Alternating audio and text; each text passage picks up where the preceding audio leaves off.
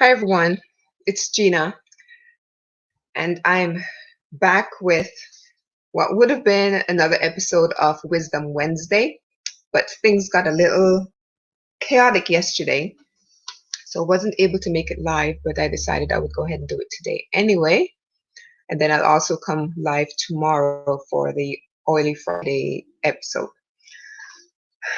I was listening to a message by Wayne Dyer recently. I'm not sure if you're familiar with who he is, but I was listening to him and he was um, doing a manifestation speech, basically, or lesson, and he started to talk about Moses. So it kind of intrigued me that he was talking about something that was from the Bible, so the story of Moses, and I'm going to talk about that a little bit. But it was basically the power of I am statements. So I was really intrigued and I sat down because up until that time, I really had no idea. This was probably Tuesday night. And I was thinking about what I wanted to talk about on the Wisdom Wednesday episode. And I really didn't have a clue what I wanted to say. So when I was watching the winner, um, it clicked. And I said, that's what I need to talk about is the power of I am statements. So I'm going to be talking about that today. I am going to be giving a few biblical references, but this is not meant to be any kind of sermon or anything like that. But I am going to be using some biblical references to tie in the fact that, this stuff is biblical. And I hope that you get a little bit of wisdom from it. I do have quite a bit of notes in front of me because I really sat down and thought about a lot of the stuff and the way that I approach, you kind of have to take stock of the words that you use and how I, throughout the day, use the term I am and what comes after. So that's what I'm going to be talking about today is the power of I am statements. And I hope that you can relate and that maybe at the end of it, at the end of it, I'm going to give you a little exercise. And I want you to do it really honestly, truly sit down and do this little activity and see what comes up for you as far as the I am. So the first thing I want to do is talk a bit about the story of Moses. Well, if you're not familiar with who Moses is, Moses was, when he was born, he was basically put into the River Nile by his mom in order to save his life. I think he was about 3 months old. And at the time, the Pharaoh was, I think it was Ramses II. And the Pharaoh was so afraid of having any male come up and take over power, basically. So he was going throughout, especially with the Israelites, and killing all of the newborn boy babies that were being born because he wanted to protect his stature. So Moses' mom kept him hidden for about 3 months. But up until about that time, it was safe. But after 3 months, she found it was getting harder and harder to protect Moses. So she decided to put him into this reed basket and float him down the River Nile. Now, when I was younger, I thought, oh, this is interesting. And as I got older and I became a mom, the first thing that hit me was, okay, you put this baby into a basket that at this point, yes, had to have been waterproof, right? But when I think of the River Nile, I'm there thinking of crocodiles. So right there, this baby had to have the hand of God protecting him to have been floating down the River Nile without any harm coming to him. So he floats down the River Nile, and he's eventually seen because of the crying. He's seen and heard by the Pharaoh's daughter, who rescues him from the river, right? And she decides she's going to raise this baby as her own, but she realizes that it's an Israelite's child, and decides she wants to find an Israelite to help her to take care of the baby. So of course Miriam, who's Moses' sister, is close by, and she offers up her services to help to take care of her baby brother. So Moses is basically raised in in the palace, basically as one of Pharaoh's chosen ones, because Pharaoh's daughter was basically at that point now the mom of Moses, right? So the Pharaoh is technically his grandfather. So Moses is raised in the palace, having great favor with Pharaoh. So we're going to skip ahead a few more years. About I want to say Moses may have been around 18. So you have to put things in perspective here. The Israelites are slaves in Egypt. Moses is an Israelite. So at around the age of 18, he witnesses one of the slave drivers basically beating and torturing, being really abusive to one of the Israelite slaves. And Moses just couldn't stand by and watch this happen. So he took matters into his own hands, and he beats the slave driver, but he not only beats him, he actually kills him. And of course, he's fearful for his life at that point, so he decides that he's going to run away, which he did. He goes into the desert, and for many years, Moses is there as a shepherd. Now, skip forward a few more years, and Moses is in the desert. He's tending to his sheep, and he sees what looks like a bush that's burning, but the bush is not being consumed by the fire. So he decides to take a closer look. And as he goes closer, he hears a voice saying, Moses. And Moses says, "Here I am," because he recognizes that this is the voice of God. And God then says to him, "Moses, take off your sandals, because where you're standing is holy ground." Now, of course, the story goes on that, Moses is then told by God that I've heard the cries of my people in Egypt, and I'm going to be releasing them from bondage. And I want you to go there, and I want you to tell the Pharaoh that I've sent you, and I want my people to be released. So Moses basically says, who am I to do this job, right? I basically kill someone, so that makes me a murderer. I ran away to whatever, the slave drivers were going to do. So I basically kind of abandoned them. But you want me to go back and release your people? So that's one. And number two, I'm going to go back and I'm going to just tell them that God said that you're supposed to let them go? And he says, yes. When you go, you need to tell them that I said. And so Moses said, well, who am I supposed to say? Me. And God's response was, tell them I am that am has sent you. And you need to tell the Pharaoh to let my people go. So right there, I think is the first time we really even hear God saying who he is. And not only that, God said, let me grab my notes real quickly to tell you the exact words. He said, I am that I am. This is my name forever, the name by which I am to be remembered from generation to generation. So you know the rest of the story, that Moses goes into Egypt, and all of the plagues, etc., take place. But I don't want to get all of that. What I want us to focus on is those words, I am that I am. And the little exercise that I'm going to be focused on later on is going to focus on that word, that. And this was something that Wayne Dyer brought up when he was talking that really intrigued me, because I never thought about it in that way before. So here's what I wanted to do. In the Bible, we hear a lot of things, a lot of words that follow I am. Say I am, as far as Jesus was, I am the bread of life, I am the gate, I am the way, the truth, and the life, those type of things.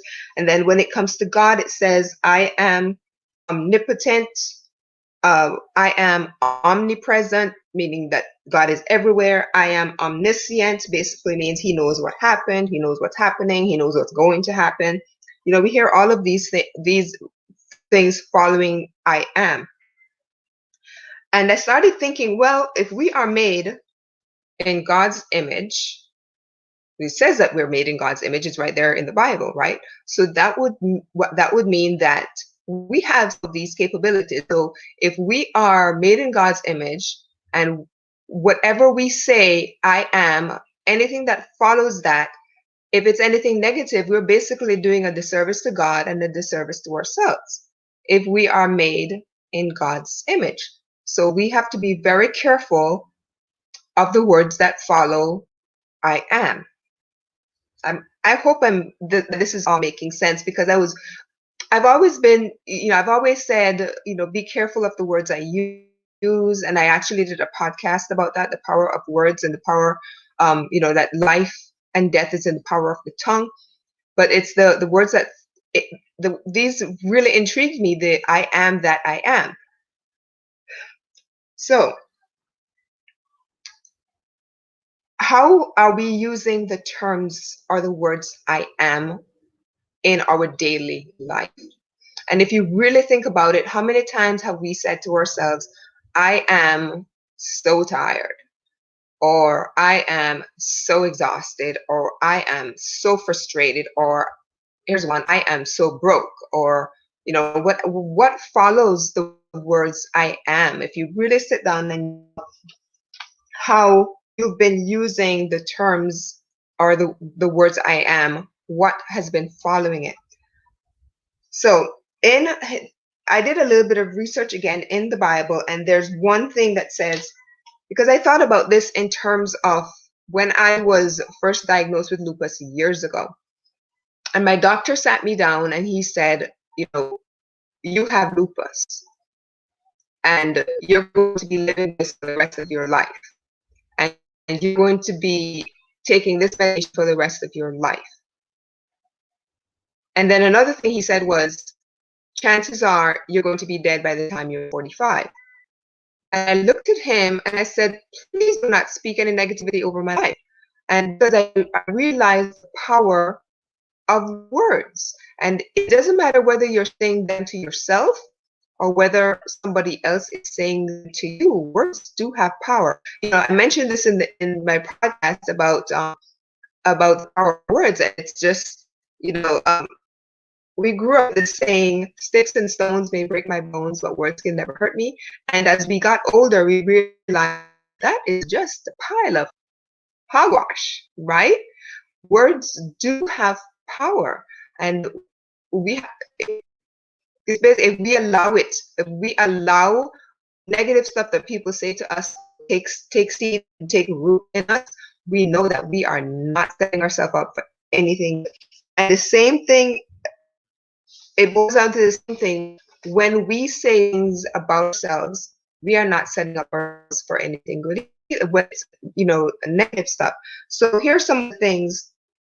One of the stories in the Bible that intrigued me, before I mention the story, in Joel 3 verse 10, it says, let the weak say I am strong. That a lot of people will say that without even realizing that it's actually out of the Bible. But it brought me back to when I sat in front of my doctor and he was telling me all of these things, just throwing out all of this negative stuff towards me. And I basically said, look, do not speak any negativity over my life. And I actually had to get to a point one Saturday morning when I woke up and I was, just feeling really, really ill. And that was the turning point as far as illness was concerned. And I had to start saying the narrative that I was having with myself as far as illness was concerned, that had to change if I expected to get better.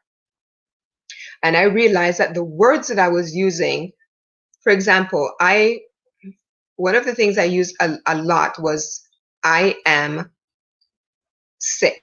And I hear a lot of people saying that. Or another thing is when you say I have, and you can fill in the blank of whatever illness. I had to start changing those words and start saying I am completely healthy and I have been diagnosed with lupus, right? So the narrative I was having with myself had to be completely changed before. And the time that I was saying, I might not have been completely healthy, but I had to start to believe. And it was when I started to believe the stuff that I was telling myself, that's when things really started to turn around. At the time that I was saying I am completely healthy, you look in the mirror and my eyes were all swollen, rash across my face, and I didn't look healthy, but I started to embody complete health. And I started to tell myself, I am completely healthy. I am completely healthy. Every cell in my body is working at optimum level, and I am completely healthy.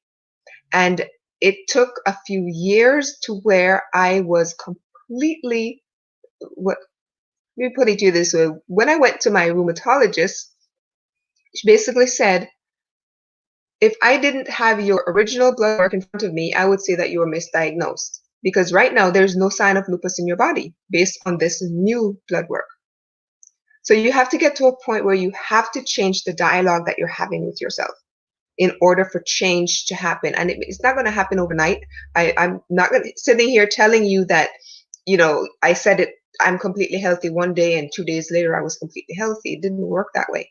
But this was a process that I had to go through.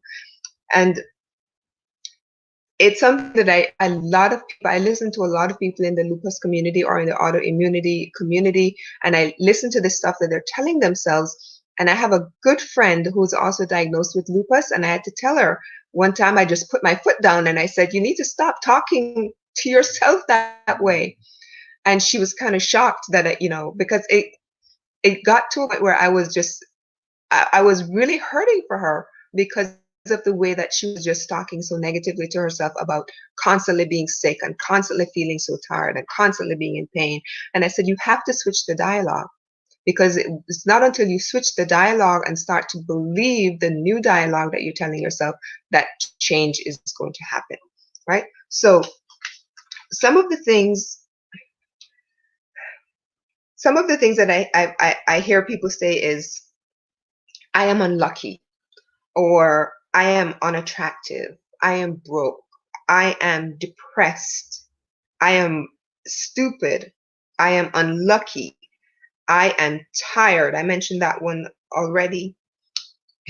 And people don't realize that the words that follow the words I am, if you're not careful, those words are going to follow you for the rest of your life.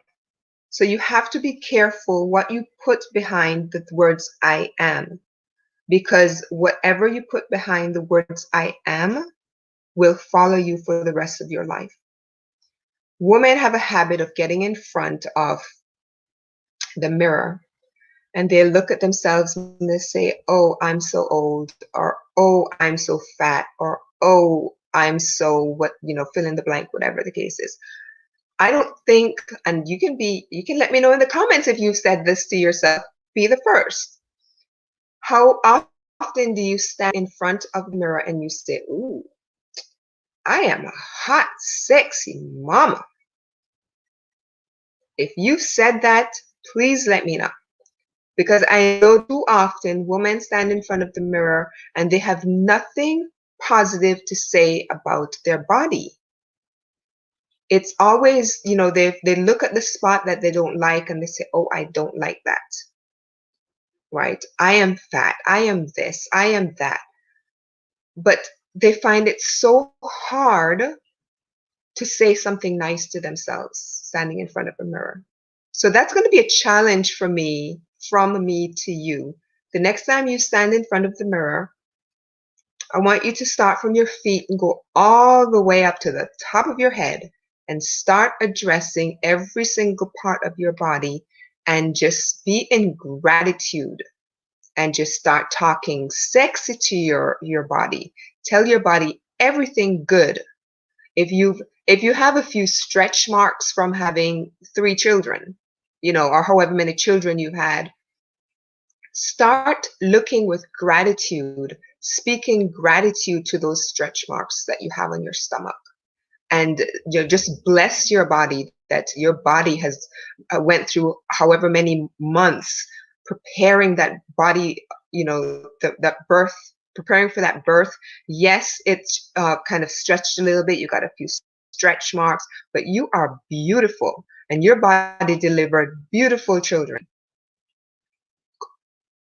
Whatever part of the body that you may not necessarily care for, start loving that area.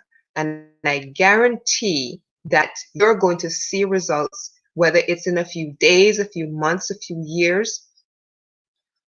One of the things, I looked back on a few of my pictures and I realized that I actually looked older a few back, maybe 7 years, 8 years ago. I looked older then than I do now. And I do have a little bit of a secret. Yes, I do use the essential oils on my skin. I know which ones are, great for certain things. But I have a secret that I say to myself every single time I am putting my oils on, every single time I look in the mirror. And I fully believe that what I've been doing works because I've seen the results. And it all has to do with what I put behind the words I am. And it can be the same for you. If you've been telling yourself, I am old, start telling yourself, I am getting younger and more beautiful every single day. And you say that to yourself however many times you want throughout the day.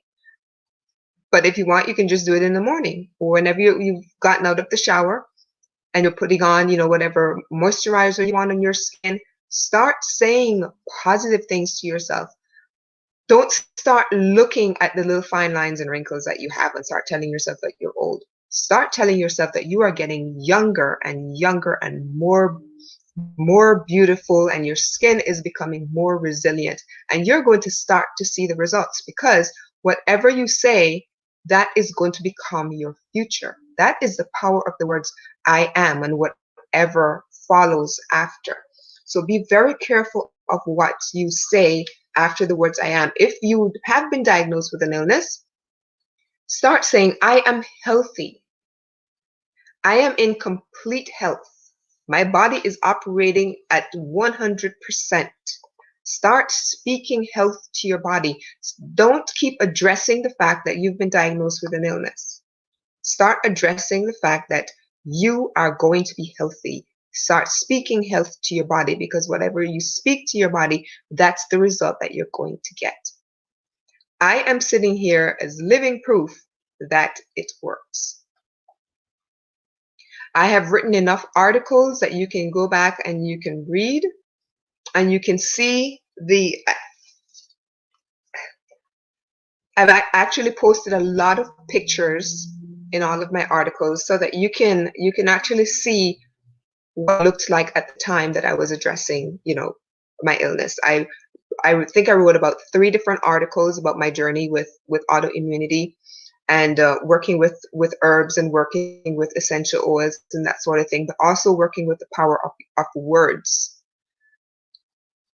And you can read for yourself and see for yourself just how far I've come and to what you're looking at today. So those words that follow the word I am are very, very powerful. And if you have a chance, find my podcast, and I will post the link to that particular episode about the power of words, so that you can listen to that as well.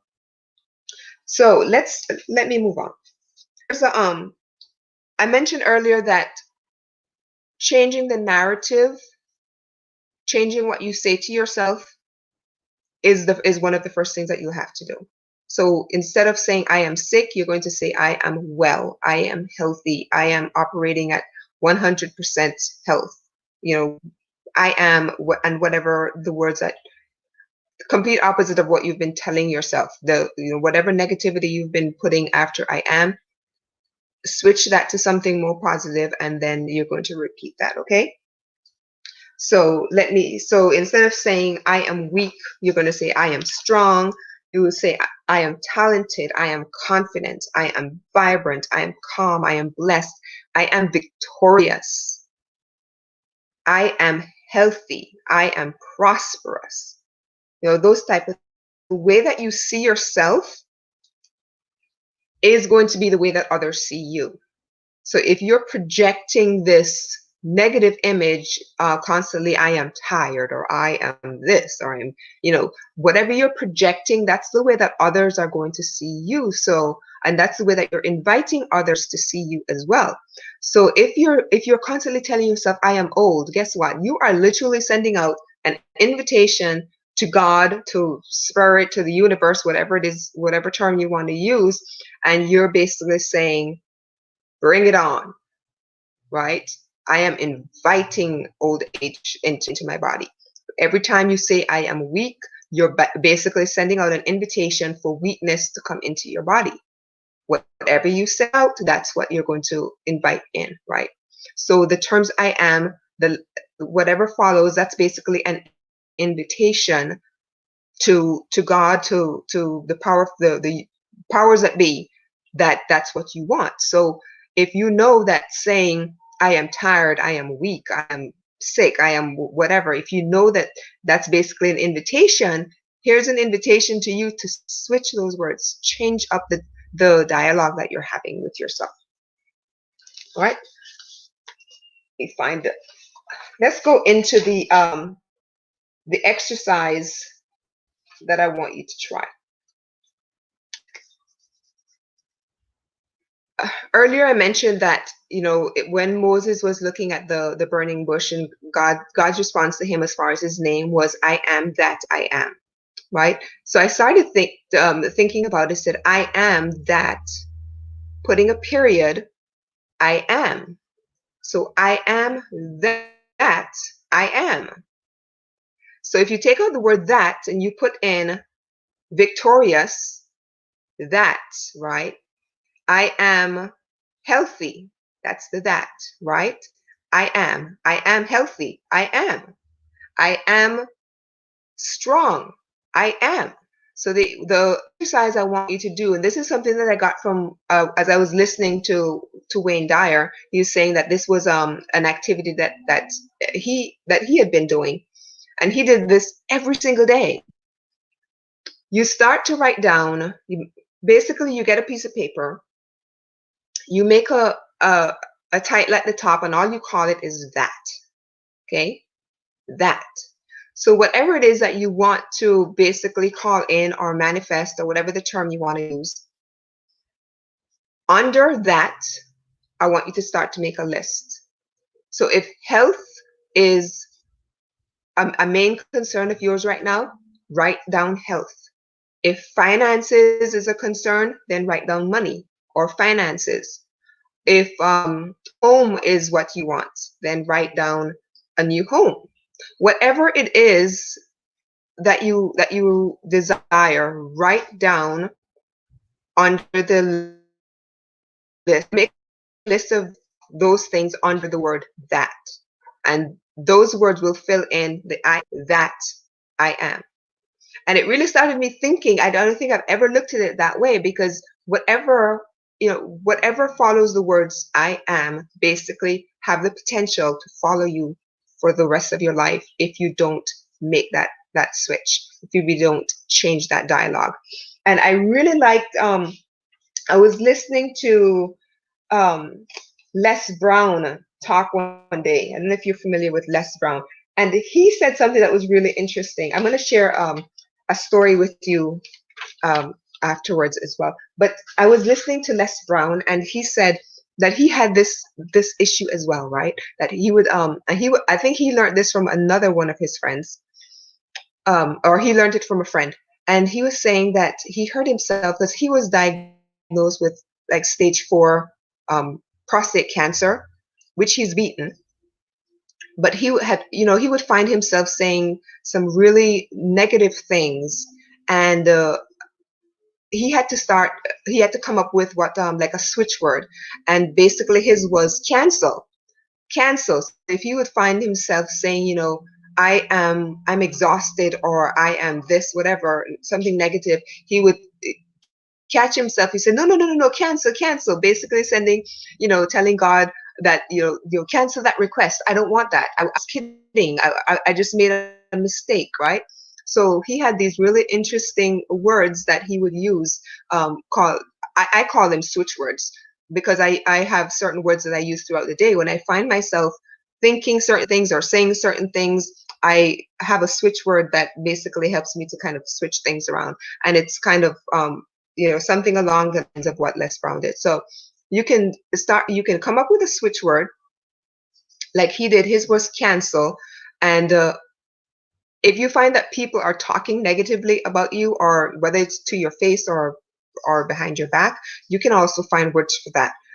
Other words that people have used are like delete or trash. Whenever, and I've seen other posts where I remember, I think they used Shaquille O'Neal?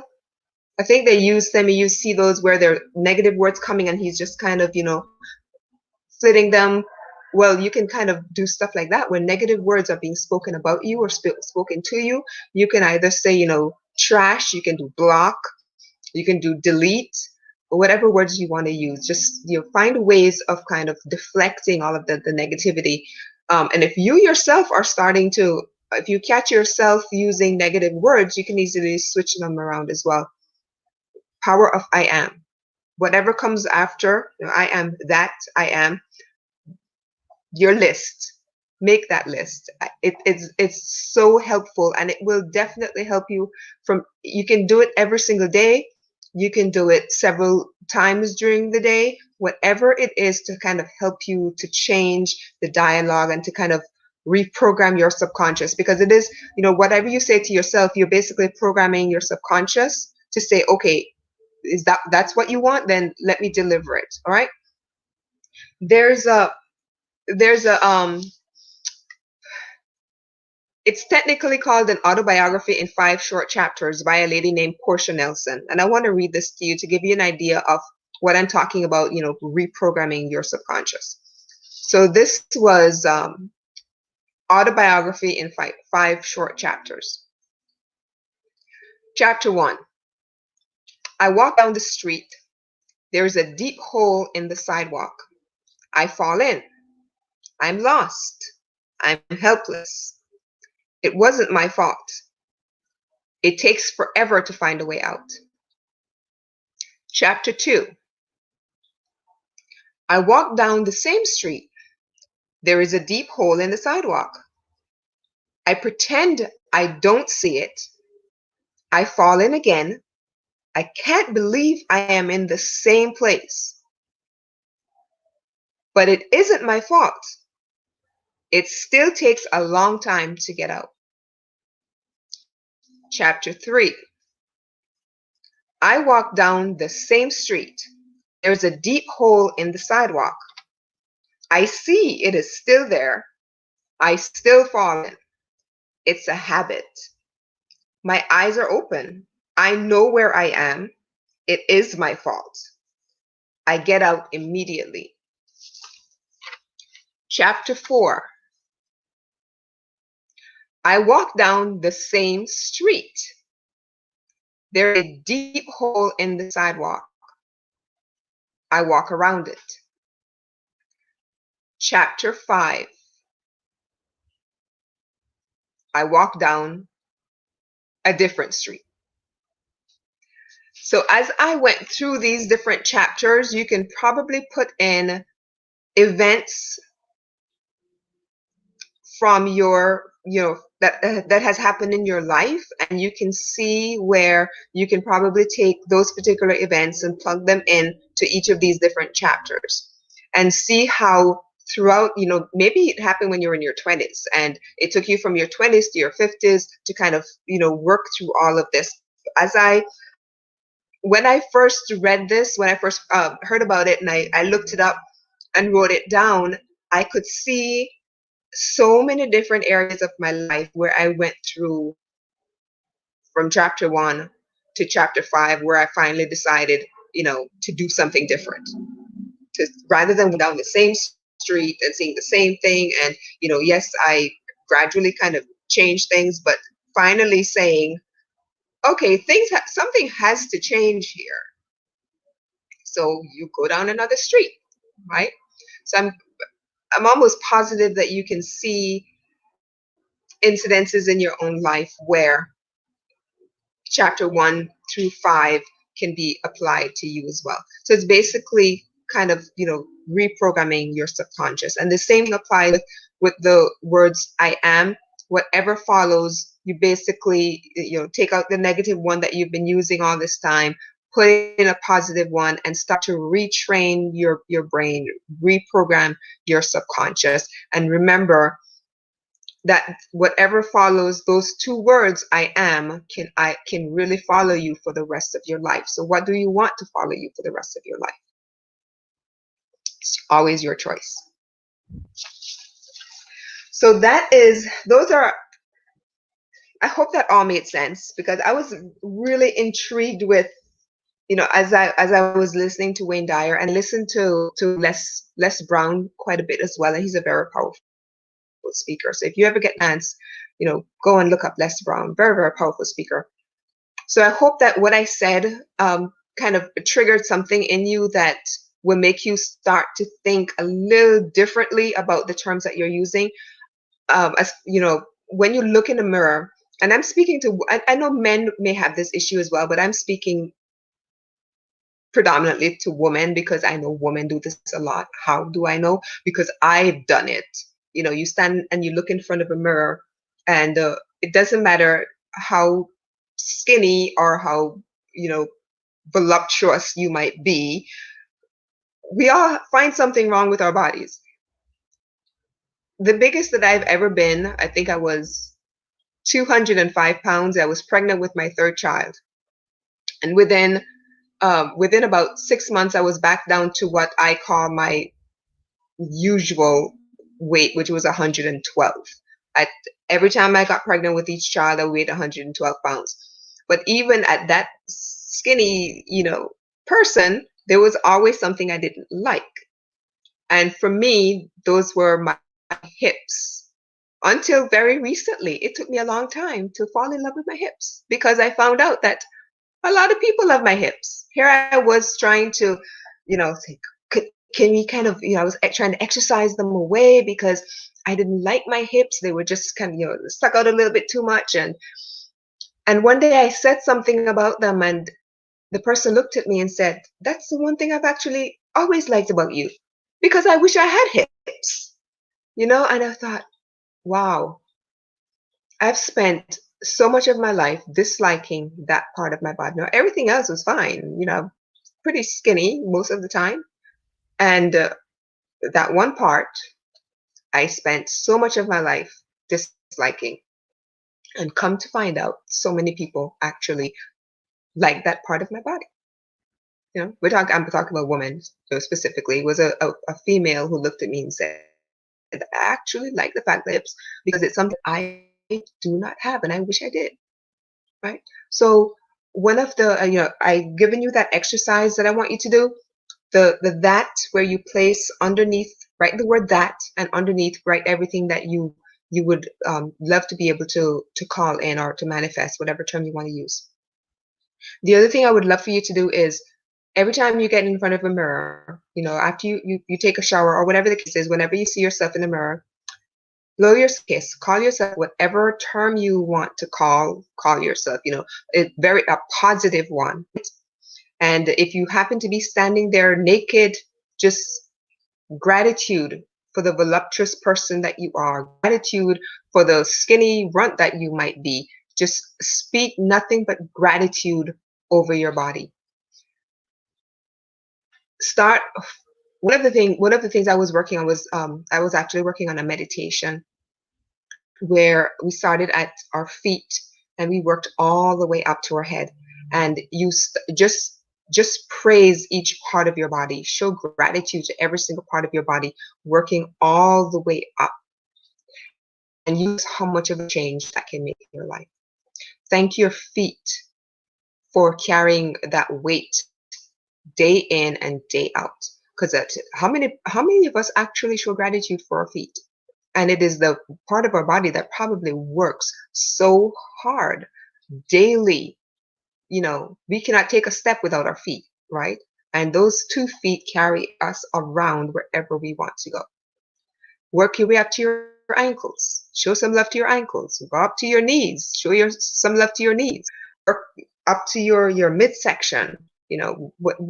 Just gradually, if you want, just turn around and look at your booty and show some love there. Show some love to your back. Show some love to your chest, your shoulders, your hands, all the way up, and you'll see just how much of a difference that can be. And by the end of it, you're going to say, I am sexy, whatever you want to put in there. Because guess what? God did not make ugly, right? He made us in his image, so we know that we are beautiful, beautiful beings. And with that, I will stop here. I'm going to be back tomorrow with Oily Friday. I hope that this has been a blessing to you, because I'm telling you, as I was writing these notes down, it just kept coming. And I didn't even mention everything because I had a few other Bible verses I wanted to share. If you're a Bible reader, look these things up in the Bible. There is so much in the Bible about the power of the words I am. And, just the power of words in general. So go ahead and do a little bit of research. It's all there in the Bible. This stuff is biblical. We have other speakers who are not necessarily considered to be Christians who are, talking about the Bible and the power of words and these scriptures that come from the Bible. So go ahead and look and do the little activity, that activity, and start speaking power over your body just by the words that you're using. So I will see you tomorrow, God's willing, at 2:30 Eastern Time for Oily Friday. I'm going to be teaching you how to make, I'm going to call it a multi-purpose spray, because you can put it into your diffuser and kind of diffuse to your home. You can also make it into a spray where you can spray it into your toilet before you use the toilet. And, it'll kind of help to keep whatever smells down. You can even set it just on top of the toilet tank and just use it as an air freshener. But this particular one does smell like Christmas, but you can use it all year long. It's entirely up to you. All right, so I will see you back again tomorrow for Oily Friday at around 2:30 p.m. Eastern time. Thank you so much for spending this time with me today. It has been a pleasure, and I will see you again real soon.